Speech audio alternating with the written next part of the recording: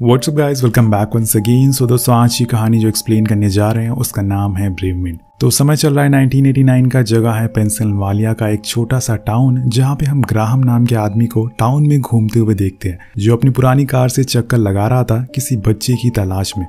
लेकिन वो उसके साथ क्या करने वाला है ये हमें भी पता नहीं होता है। अब कुछ ही देर में उसे मार्टिन नाम का बच्चा मिल जाए। मार्टिन को दोस्तों एक बीमारी है जिसमें इंसान को किसी भी तरीके का दर्द महसूस नहीं होता। वहीं घर के अंदर हम उसकी माँ को देखते हैं जो एक नई केयर टेकर से बात कर रही होती है कि उसे कैसे संभालना है। इसके बाद जब वो बाहर आकर उसे चेक करती है तो वहां पर मार्टिन उसे नहीं दिखता। अब ये देखकर वो पूरी तरह से पागल हो जाती है, क्योंकि मार्टिन के अलावा उसका इस दुनिया में कोई भी नहीं था।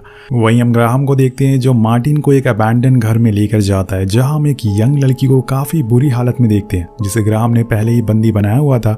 अब वो उस लड़की को मार्टिन के सामने ही चाकू से बड़ी बेरहमी से मार डालता है, जिसे देखकर वो छोटा बच्चा इतना डर जाता है कि उस जगह से बाहर भाग जाता है। अब ग्राहम उसे वापस खींच कर अंदर लाता है। तो दोस्तों, ये कहानी का इंट्रो होता है। अब सीन शिफ्ट होता है 5 साल बाद, जहां हम एलिसन नाम की लड़की को देखते हैं जिसकी मॉम डैड की कुछ दिन पहले ही एक्सीडेंट में मौत हो गई है, जिस वजह से वो अपने अंकल जॉनथन के पास रहने के लिए आई है। उसके अंकल अपनी वाइफ एलेक्स और अपनी बेटी विंडी के साथ यहाँ बहुत समय से रह रहे। वो लोग एलिसन का काफी अच्छे से वेलकम करते हैं ताकि उसे अपने मॉम डैड की कमी ना खले। वहीं दूसरी तरफ हम एक टीनेजर गर्ल को कैफे में काम करते हुए देखते हैं। अब उसकी शिफ्ट खत्म होने के बाद वो घर के लिए निकल रही होती है, लेकिन तभी ग्राहम अपनी कार उसके पीछे लगा देता है। अब उस लड़की के बार बार कहने पर भी वो कार को नहीं हटाता, इसकी वजह से उसे उतर कर उसके पास जाना ही पड़ता है। पर यहाँ वो गलती कर देती है, क्योंकि जब तक वो कार में थी वो सेफ थी। वो जैसे ही कार से उतरती है, ग्राहम उसे भी उठा लेता है और जाकर उसी घर में हुक से टांग देता है, जैसे कि वो कोई जानवर हो। अब यहाँ पहली बार उस घर के बाहर लगे बोर्ड को देखते हैं, जो असल में एक फार्म था जो पहले ग्राहम के डैड चलाया करते थे, पर अब यहाँ वो कुछ उल्टा ही काम करता फिर रहा है। नेक्स्ट डे मॉर्निंग में हम नोटिस करते हैं कि उसके पास और भी लड़कियां हैं जिसे ग्राहम ने मारा है, पर ऐसा वो क्यों कर रहा है ये आपको थोड़ी देर में पता चल जाएगा। सीन कट होता है एलिसन पर, जो मॉर्निंग वॉक कर रही थी और कुछ ही देर बाद वो अबैंडन फार्म के बाहर से होकर गुजरती है, तो उसे उसकी विंडो पर मार्टिन खड़ा हुआ मिलता है। वो उसे देखकर रुक जाती है कि आखिर ये बच्चा इस कबाड़ में क्या कर रहा है, लेकिन बाद में वो उसे इग्नोर करके आगे बढ़ जाती है।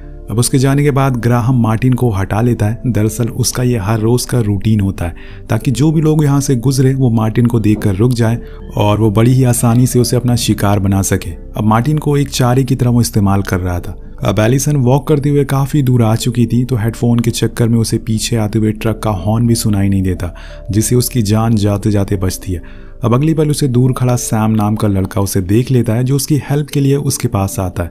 वो अपने घर से काफ़ी दूर आ चुकी थी, तो सैम उसे लिफ्ट के लिए पूछता है। एलिसन पहले सोचती है कि अनजान से लिफ्ट क्यों लेना, पर थोड़ी देर बाद वो उसकी बाइक पर बैठ जाती है। अब रास्ते में उन दोनों में काफ़ी बातें होती है, जिसमें वो अपने मॉम डैड के बारे में भी उसे बताती है कि कैसे उनका एक्सीडेंट हो गया था।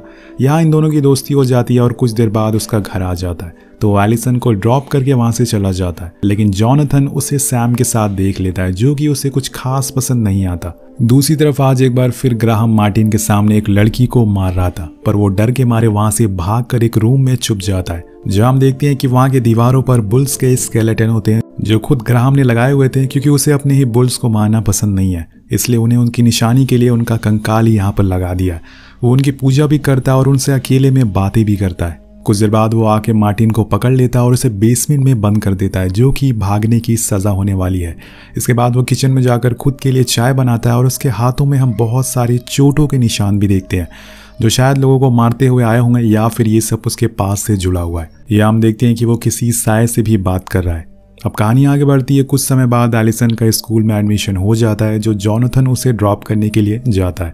बीच रास्ते में वो लोग उसी फार्म से होके गुजरते हैं। अब उसे देखकर एलिसन अपने अंकल से उसके बारे में पूछती है, तो वो बताते हैं कि ये सालों से बंद है, पर यहाँ एक ग्राहम नाम का आदमी रहता था जो मेरी ही एज का है, पर वो कभी स्कूल नहीं गया। उसके डैड पहले यहाँ फार्म चलाते थे, जिसमें उसे हर दिन मार काट देखनी पड़ती थी, जिसके बाद उसने खुद को हमेशा के लिए यहाँ कैद कर लिया।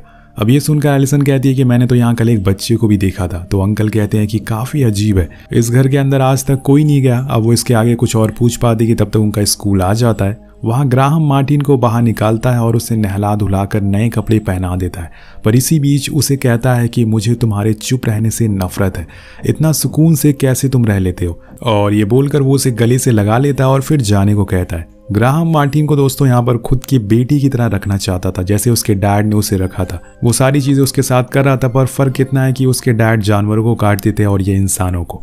वहाँ एलिसन का स्कूल ऑफ हो जाता है तो जॉनथन का वेट करती है, पर उसे आने में देर हो गई थी, जिस वजह से वो अकेले ही घर आने लगती है। और यहाँ पर ग्राहम को एक मौका मिल जाता है, वो कार से उसका पीछा करने लगता है। लेकिन कुछ देर बाद एलिसन को भी पता चल जाता है कि कोई उसका पीछा कर रहा है, तो वो उसे बहुत सुनाती है, जिससे वो इस बारी वहाँ से चला जाता है। और कुछ ही दूरी पे उसे सैम मिल जाता है जो कार को ठीक कर रहा था, जिसके साथ वो बातें करने लगती है। लेकिन तभी सैम के डैड व्हील चेयर से गिर जाते हैं, जिसे देखने वो दोनों घर के अंदर जाते हैं।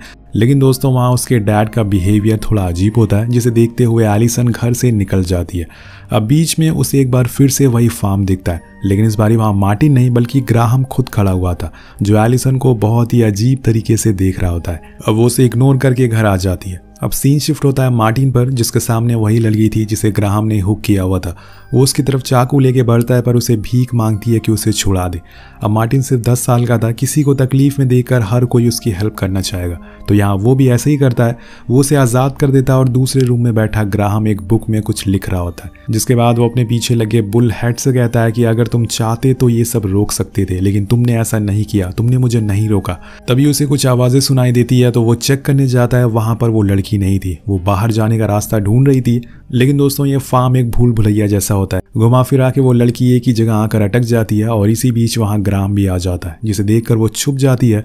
पर एट द एंड ग्राहम उसे देख लेता है और फिर वो वहाँ लगे हुक से उसके पैरों पर आर पार कर देता है और आधी जान तो उसकी वहीं निकल जाती है। अब यहाँ वो सारी हदें पार कर देता है। वो उसकी चेन को ले जाकर जलते हुए बर्नर में डाल देता है, जिससे वो लड़की जिंदा ही जलना शुरू हो जाती है। बाहर आकर वो मार्टिन का गला पकड़ लेता है और कहता है कि तुम्हारी वजह से ऐसा हुआ है, अपनी हमदर्दी को दफन कर दो और मजबूत बनो, तुम्हें दुनिया से लड़ना होगा। इसके बाद वो ऊपर जाता है जहाँ पे एक लाश पड़ी हुई थी जिसके ऊपर कपड़ा था।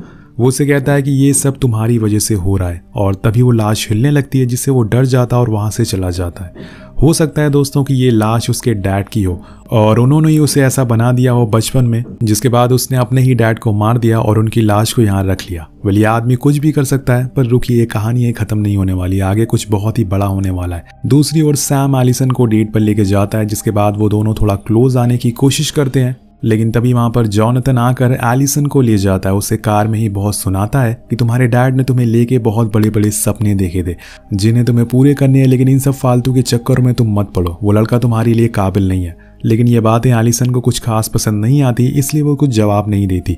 इसके बाद हम देखते हैं कि ग्राहम आज एक बूढ़ी औरत को लेकर आया है।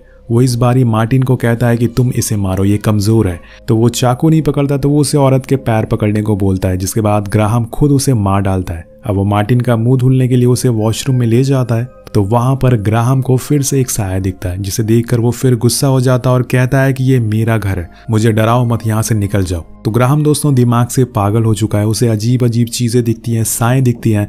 वो अपने अंदर के गुस्से को शांत करने के लिए ऐसे काम कर रहा है। कहानी आगे बढ़ती है और अगले दिन स्कूल जाने से पहले एलिसन की आंट उसे कल जॉनथन के बिहेवियर के लिए सॉरी कहती है। वो बताती है कि सैम की मॉम ने खुदकुशी कर ली थी, जिसके बाद वो ही उसे डैड का ख्याल रखता है। अब ये सुनकर एलिसन को बहुत बुरा लगता है, तो वो वॉक पे जाने के समय उससे मिलने जाती है, जहाँ पे वो कल के लिए सैम से माफ़ी मांगती है और उसकी मॉम के बारे में भी बातें करती है। लेकिन तभी उसके डैड वहाँ पहुँच जाते हैं और चिल्लाने लगते हैं और कहते हैं कि तुम मेरी वाइफ के बारे में ऐसा कैसे बोल सकती हो। अब उसके बारे में वो बुरा भला कहने लगते हैं, जिसकी वजह से वो रोते हुए वहाँ बाहर आ जाती है। तो दोस्तों यहाँ पर सैम के डैड थोड़ा मेंटली बीमार हो चुके हैं। जब से सैम की मॉम गई है उन्हें काफ़ी धक्का लगा है। कहानी आगे बढ़ती है और घर आते समय एलिसन को वो फार्म दोबारा दिखता है, जिसकी खिड़की पर इस बार मार्टिन खड़ा हुआ था। एलिसन इस बार खुद को रोक नहीं पाती और उस घर के अंदर घुसने का सोच लेती है, लेकिन तभी ग्राहम की कार बाहर आते हुए उसे दिख जाती है, तो एक जगह छुप जाती है और उसके जाने के बाद वो धीरे धीरे अंदर जाने लगती है। अंदर जाने पे उसे बहुत ही अजीब चीजें देखने को मिलती है, जैसे कि कुछ ग्लासेस में खून रखे हुए हैं, तो बहुत सारे हुक्स थे, एक बुक थी जिसपे बहुत सी लड़कियों की फोटोज बनी थी जो कि कई सालों से मिसिंग हो चुकी हैं। उसमें उन लड़कियों की कुछ चीजें भी मिलती है, जैसे कि उनकी लॉकेट, उनके बाल, उनकी रिंग।